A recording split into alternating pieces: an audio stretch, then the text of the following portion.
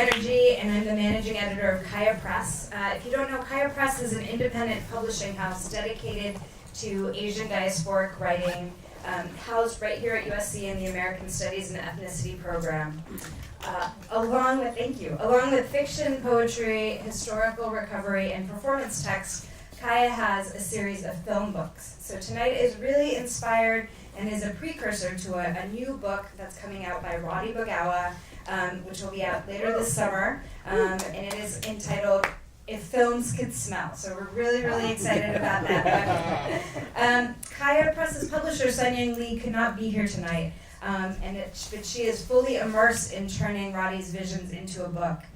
She wrote to me earlier today, "If Films Could Smell is part personal history and part provocation. As Roddy himself says, it is a call to arms, a sounding of the alarm. More than anything else," she says, "it's a sustained retort to the idea of filmmaking as a high-gloss, digitally enhanced ticket to a celebrity lifestyle. It is instead a meditation on mentors and muses, inspiration both incidental and accidental, music and art making, landscape and narrative, and all manner of ideas worth arguing about for hours after the screen shuts down." I'm also really happy to announce that another panelist tonight, Jon Moritsugu, has just signed a contract to also do a book with Kaya, which will be coming out. So, Gregg, we're looking at you. You're next. I wanted to just give a few thank yous. A huge, huge thank you to Visions and Voices, our partner in producing these amazing events and so many amazing events. Please check out our events coming up with them, especially today. The American Studies and Ethnicity Department, and a big, big thank you to Marcus Hu and Christopher Chin, who did an amazing job producing tonight. And then a reminder, this is just part one, this panel is part one, so please come over directly after this event to Tommy's Place for a rocking show featuring John and Amy Davis's band Low on High and Sisu. That's going to be really awesome. We have drink tickets, so please come out.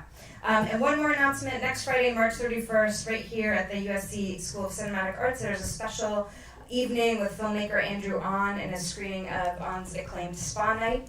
And so, check that out. I think if you look it up, there should be a RSVP. All right, thank you so much. I'm going to pass the microphone over to Professor Akira Lippitt, a professor right here in the Cinema Studies School, who's going to set some context for us.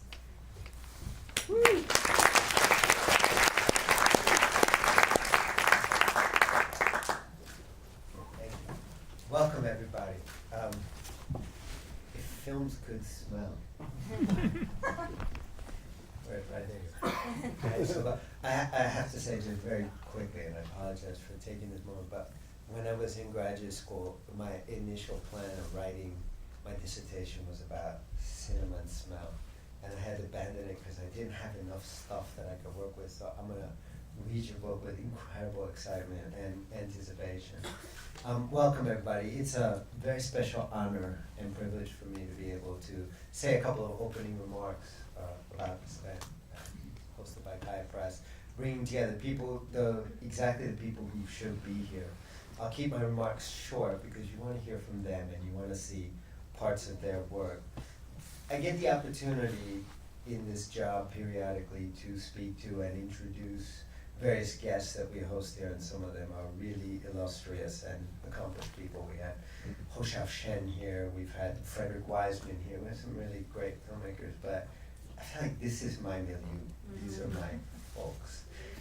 As an Asian American growing up and coming of age in the late 70s and 80s in Southern California, I understand and cannot explain to you the impact of the work that the folks who are assembled here did and had on people like myself. I was in Riverside, California. I was neither Latino, nor was I white, nor was I African American.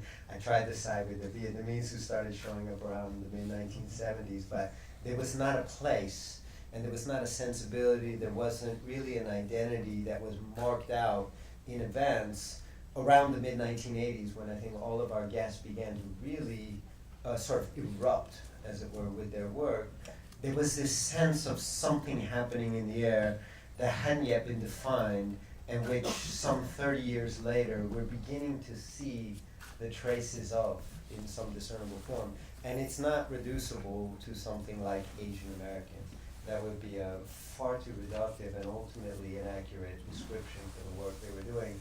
It's punk rock, but it wasn't exactly the kind of hardcore scene that was happening in Southern California, nor was it exactly the punk rock scene in Northern California either, for many of us who were part of that particular moment. It was a kind of identity politics, which went by multiculturalism, but it wasn't exactly that either. Remember, it was also the heyday of something like the Japanese bubble economy, where the second sort of the kind of revamping of the yellow peril was taking place. Asians were seen as, at the one hand, docile and sort of the emerging model minority. They were also at the same time this incredible threat to U.S. hegemony and cultural purity.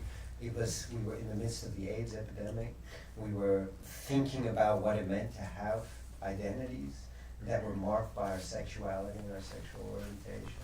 In the midst of all of this, in the midst of a moment in which culture was undergoing a transition that we would eventually begin to recognize, I would say some 30 years later, in all of the various ways that it's marked now, around sexual identity and orientation, around a certain politics, a certain activism, a kind of cultural politics, a subcultural politics, a certain rage and fury, a willingness to just simply destroy and to wreck what existed. This group of filmmakers emerged at a time when I would add that MTV had just begun, that the convergence of cultures, music cultures and visual culture was beginning to articulate something like a new genre, a new mode of expression, produced in short little blasts and bursts of image and sound with a certain capacity to move and affect and change. And these are people who did it sort of collectively and independently at once. People who were together, even as they were apart, and were able to articulate a certain sense of communal identity that expanded far beyond an Asian American community, but one that had an enormous impact on what we come to recognize as a certain kind of Asian American punk rock avant-garde sensibility. So it's particularly exciting for me to be able to introduce an evening that consists of people that I consider to be my heroes, people who threw work out there that messed things up, that got in everybody's faces, that changed the way we think about Asian Americans, but also the way we think about filmmaking, the way we think about the possibilities of art and expression, the way in which we took up issues without apology and without retreat around questions of sexual identity, about living with AIDS, of having life and being able to call the terms by which our life is lived and ended, as it were, in ways that I think produced an impact and left a lasting, let's say, resonance far beyond what we would call Asian American or ethnic cultural politics. So with that, I just want to call out the folks who are here, the filmmakers, the artists, the producers, the distributors, the people who made all of this possible. I think we will begin to recognize what will have been history sometime deferred, as it were. And I think Kaya Press makes a lot of the kind of inscription of all this possible. I'm really excited to hear that at least two of our guests, what about you, have already signed on to produce books, because I think the documentation, the writing, the expression of all this will be absolutely important.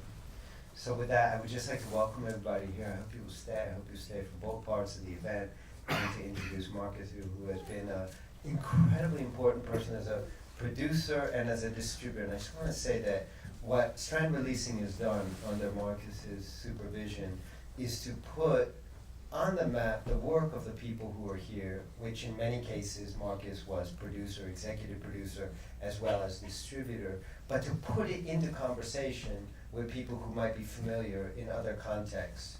You know, other filmmakers like Claire Denis and so on and so forth, people who would be circulating in different communities, and to insist that the filmmakers that we have here sort of move in the same constellation as filmmakers who were recognized in other contexts. So let me introduce Marcus, who will take it from here, and to welcome everybody again and thank our guests for coming.